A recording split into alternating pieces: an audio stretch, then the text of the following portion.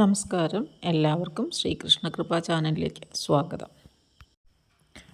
ഇന്ന് ഞാൻ നിങ്ങളുമായിട്ട് ഷെയർ ചെയ്യാൻ താല്പര്യപ്പെടുന്നത് ഒരു ഗുണപാഠ കഥയാണ്. ഒരിടത്തൊരിടത്ത് ഒരു കള്ളനുണ്ടായിരുന്നു.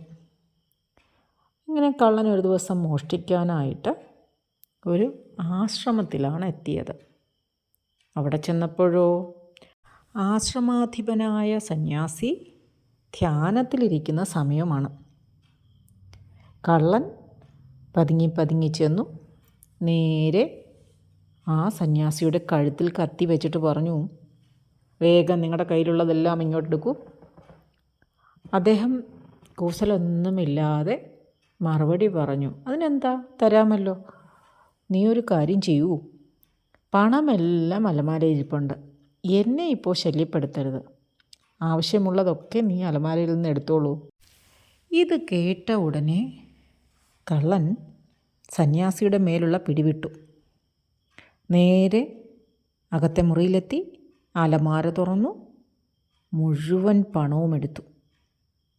എന്നിട്ടോ തിരിച്ചു പോകാനൊരുങ്ങിയ കള്ളനോട് ഒരു നിമിഷം ധ്യാനത്തിലായിരുന്ന സന്യാസി തിരിഞ്ഞൊന്ന് പറഞ്ഞു, കുറച്ചു പണം അവിടെ വെച്ചേക്കൂ, കാരണം എനിക്ക് നാളെ അരി വാങ്ങേണ്ടതാണ്.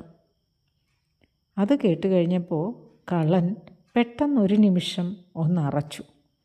എന്നിട്ട് മോഷ്ടിച്ചെടുത്ത ആ പണത്തിൽ നിന്ന് കുറച്ചെടുത്ത് മേശപ്പുറത്തേക്ക് വെച്ചു. എന്നിട്ട് ഒന്നും മിണ്ടാതെ ധൃതിയിൽ തിരിച്ചു പോകാനായിട്ട് ഒരുങ്ങി.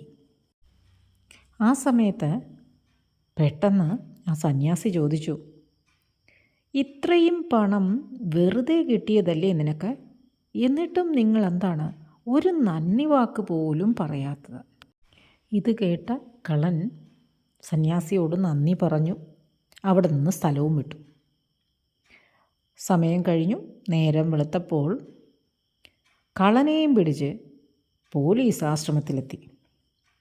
കാര്യങ്ങൾ വിശദീകരിച്ച പോലീസിനോട് സന്യാസി പറഞ്ഞു, ഇത് ഞാൻ കൊടുത്ത പണമാണ്. എന്നോട് നന്ദിയും പറഞ്ഞാണ് ഇയാൾ ഇവിടെ നിന്ന് പോയത്. അത് കേട്ട കള്ളൻ വല്ലാതെ ലജ്ജിച്ചു തലതാഴ്ത്തി. അന്നു മുതൽ ആ കള്ളൻ ആശ്രമത്തിലെ അന്തേവാസിയായി. ഇതിൽ നിന്ന് നമ്മൾ മനസ്സിലാക്കുന്നത് എന്താണ്? അകക്കാമ്പിൽ, അതായത് നമ്മുടെ ഉള്ളിൻ്റെ ഉള്ളിൽ വിശുദ്ധിയുള്ളവരെ ആർക്കും ഒരു വിധത്തിലും തോൽപ്പിക്കാനാകില്ല. നമ്മുടെ തൊലിപ്പുറത്ത് മാത്രമാണ് ദിവ്യ ലക്ഷണങ്ങളുള്ളതെങ്കിൽ ആഘാതമേൽക്കുമ്പോൾ പുറന്തോട് പൊളിഞ്ഞ് യാഥാർത്ഥ്യം പുറത്തു വരും. അതുതന്നെയാണ് സൗന്ദര്യത്തിൻ്റെ കാര്യത്തിലും സംഭവിക്കുന്നത്. കുളിർമ നൽകുന്ന കാര്യങ്ങൾ മാത്രം സംഭവിക്കുമ്പോൾ എല്ലാവരും ആത്മസംതൃപ്തിയും സ്വയം നിയന്ത്രണവുമുള്ളവരായിട്ടേ പെരുമാറുകയുള്ളൂ. തങ്ങൾക്ക് ലഭിക്കുന്ന ആനന്ദ അനുഭൂതികളനുസരിച്ച് ആത്മഹർഷത്തോടെ പെരുമാറും. എന്നാൽ ഇതിനൊരു മറുവശമുണ്ട്. ഏതെങ്കിലും തരത്തിലുള്ള ഒരു അവഹേളനമോ പ്രതിഷേധമോ തിരസ്കരണമോ ഇവർക്ക് നേരിടേണ്ടി വന്നാൽ അപ്പോഴറിയാം ഉള്ളിലുള്ളതെന്തെന്ന്. സ്വയം നിയന്ത്രണശേഷിയുടെ അളവ് പരിശോധിക്കാൻ ചില ചോദ്യങ്ങൾ സ്വയം ചോദിച്ചാൽ തന്നെ മതിയാകും. നിങ്ങൾ നിങ്ങളോട് തന്നെ സ്വയം ചോദിക്കുക, എപ്പോഴൊക്കെയാണ് ഞാൻ പ്രകോപിതനാകുന്നത്? ആരുടെയൊക്കെ മുന്നിലാണ് അതൃപ്തി പ്രകടിപ്പിക്കുന്നത്? പദവിയോ പ്രവൃത്തിയോ ചോദ്യം ചെയ്യപ്പെട്ടാലുള്ള പ്രതികരണം എങ്ങനെയാണ്? അപമര്യാദയായി പെരുമാറുന്നവരെ എങ്ങനെ നേരിടും? മനസ്സ് നിയന്ത്രണാതീതമായാൽ ഉപയോഗിക്കുന്ന വാക്കുകളും ചെയ്യുന്ന കാര്യങ്ങളും എന്തൊക്കെ?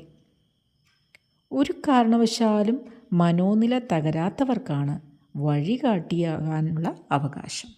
കാരണം അവർക്ക് അതിന് തക്ക മനോബലം ഉണ്ടായിരിക്കും. ആകസ്മികമായി ഉള്ളതിലൊന്നും തന്നെ അവർ തകരാത്തതുകൊണ്ട് പുറകെ ചെല്ലുന്നവർക്ക് യാതൊരു തരത്തിലുള്ള ബുദ്ധിമുട്ടും ഉണ്ടാകില്ല. ആകസ്മികമായിട്ട് എന്തെങ്കിലും അവരുടെ ജീവിതത്തിലേക്ക് കടന്നു വന്നാൽ തന്നെ അതിനോട് എങ്ങനെ തിരിച്ചു പ്രതികരിക്കണമെന്നവർക്ക് നന്നായിട്ടറിയാം.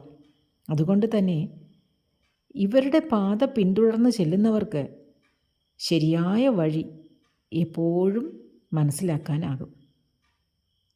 വൈകാരിക സ്ഥിതിക്കനുസരിച്ച് പെരുമാറ്റ വ്യത്യാസം വരാത്ത ഗുരുക്കന്മാർ ശിഷ്യരുടെ മുന്നിൽ ദൃഢതയും സ്ഥിരതയുമുള്ള പാതയൊരുക്കും. അതുകൊണ്ട് തന്നെ എപ്പോഴും ഒരു വ്യക്തിയുടെ വൈകാരിക നില സന്തുലനാവസ്ഥയിലായിരിക്കണം. അതിന് അവരെ സഹായിക്കുന്നത് മാനസികമായിട്ടുള്ള പരിശീലനമാണ്. ആ പരിശീലനം ലഭിക്കുന്നതിലൂടെ നമ്മുടെ കോപതാപങ്ങളെ നമുക്ക് നിയന്ത്രിക്കാനാകും. അതിന് ഏറ്റവും നല്ല മാർഗം ആത്മീയത തന്നെയാണ്. നമ്മളെയൊക്കെ നിയന്ത്രിക്കുന്ന ഏതോ ഒരു ശക്തി ഈ പ്രകൃതിയിലുണ്ടെന്നിരിക്കെ നമ്മൾ ആ ശക്തിയെ തന്നെയാണ് പല പേരുകളിൽ വിളിച്ച് പ്രാർത്ഥിക്കുന്നത്. ആ പ്രാർത്ഥനകൾ നമ്മുടെ മനസ്സിനെ ശാന്തമാക്കാൻ ഒരു പരിധിവരെ സഹായിക്കും. കാലക്രമേണ ആ പ്രാർത്ഥനകളുടെ ശക്തി കൂടുന്നതിനനുസരിച്ച് നമ്മുടെ മനസ്സിന് ശാന്തത കൈവരുകയും ചെയ്യും. എത്ര കാലം എന്ന് കൃത്യമായി പറയാനാകില്ല എങ്കിലും കുറേ നാളത്തെ പ്രാക്ടീസ് കൊണ്ട് തന്നെ നമുക്ക് പതിയെ പതിയെ നമ്മുടെ കോപത്തെ തണുപ്പിക്കാനാകും. ശാന്തത കൈവരിച്ച് മനസ്സിൻ്റെ ദൃഢത ഉറപ്പുവരുത്താനാകും. അതുതന്നെയാണ് ഏറ്റവും അത്യാവശ്യം. എല്ലാവർക്കും ഒരു ശുഭദിനം നേരുന്നു. നന്ദി, നമസ്കാരം.